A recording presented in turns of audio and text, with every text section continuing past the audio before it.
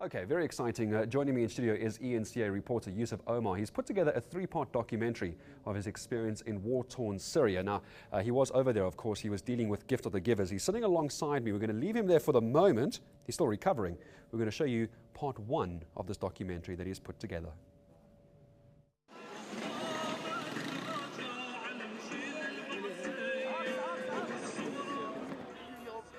Crossing borders without passport stamps and parachuting into the unfamiliar.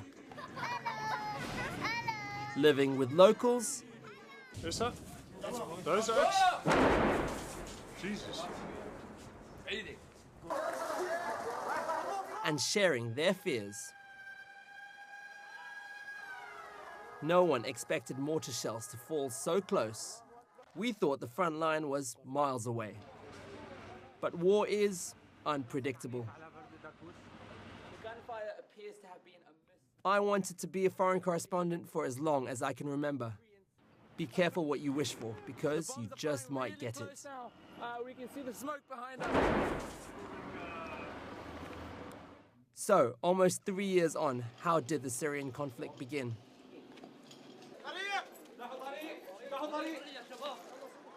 It started with a few students spray painting freedom slogans on a school wall in the town of Dara. They were arrested, interrogated, and tortured by police.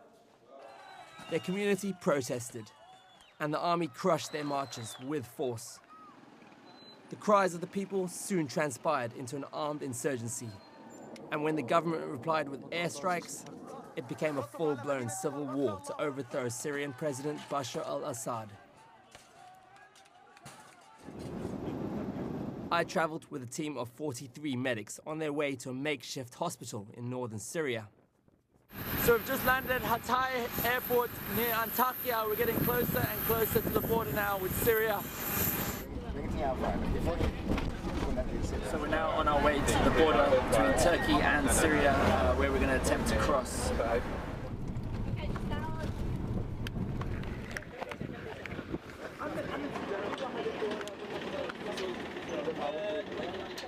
Crossing the border into Syria on an old tractor. No customs, no passports.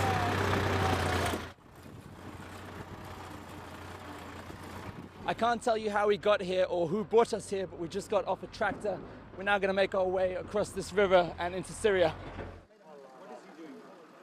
Then things go horribly wrong.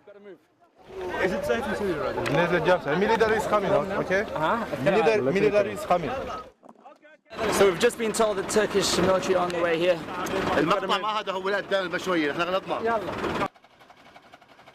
We race back onto the tractor, but the engine won't start and the Turkish military are on their way. Sitting ducks. We scramble towards the water.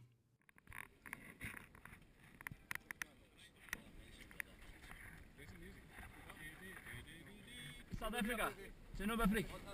Yeah.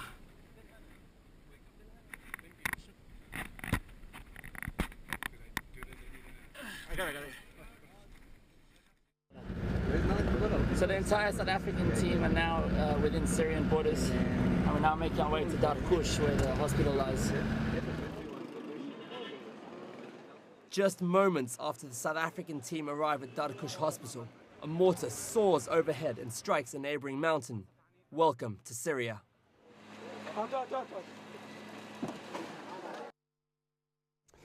Well, from the rooftops of Syria to our studios back in Johannesburg, and always as cleanly shaved, I did notice that. Yusuf Omar, congratulations, first of all, on making it out of Syria safely. You were with Gift of the Givers and a wonderful documentary. It's part one, by the way, of 3, I think you were telling me as well.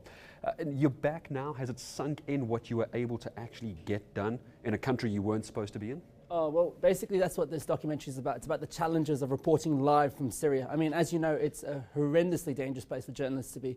Amnesty International have just reported that 100 journalists have now died in Syria since the civil war began just over 2 years ago.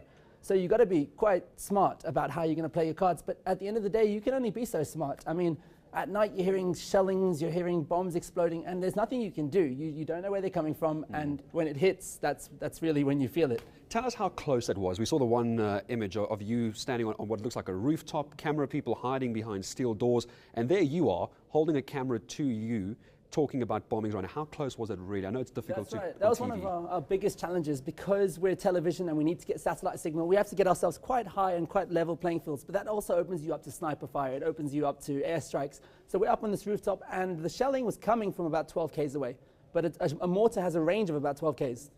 So we're really talking about these shells landing some 250 meters away. We found shrapnel maybe about 100 meters away from where we were due to have dinner.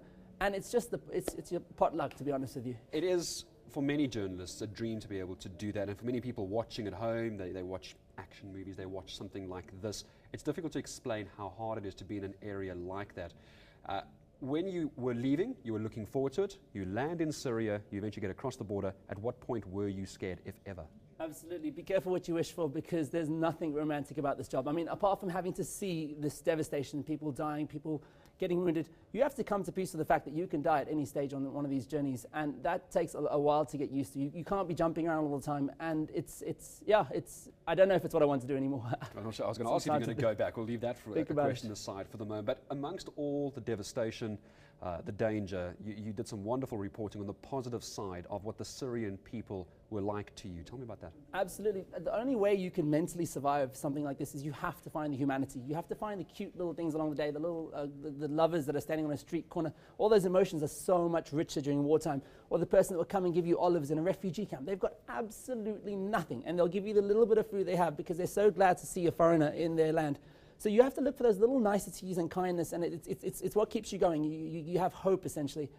The worst part about it is, while we were there, the Boston bombing happened, and obviously that's it's a tragedy. But at the end of the day, it was 3 people who died. We were seeing 3 people die before breakfast. I mean, just yesterday, 150 people are estimated to have been killed in a massacre. Activists are reporting. It hasn't been confirmed yet. But that's just the sort of scale, so it's very difficult to relate to other stories when you come back here. Yusuf, it's just part 1 of 3. Just give us an idea when the others are going to be airing, if you have an idea. We believe they're going to be coming out tomorrow and Sunday. So it's going to be today, tomorrow, and Sunday. It's going to be the series. We're going to be tomorrow. We're going to be looking at the effects that it has on children. Obviously, not just physically, shrapnel wounds and that, but emotionally. They have to see all this stuff happening, and then their aspirations are towards being soldiers. They want to be rebels when they grow up, and we look at the sort of effects that it has on a child's psychology. Well, Yusuf, I'm glad you're back safe. You were in the midst of it all, and congratulations as well on the exclusive documentary coming out by Yusuf Omar this weekend. It will be airing on eNCA throughout the weekend. Look out for that. If you want more on Yusuf's adventures from his own side, go to our website. It is eNCA.com. There it is, Yusuf Omar from Syria. I love the headline. It really does describe it the way it really was, the real casualties of war. Yusuf Omar's blog on eNCA.com. Takes us. News that moves. eNCA.com.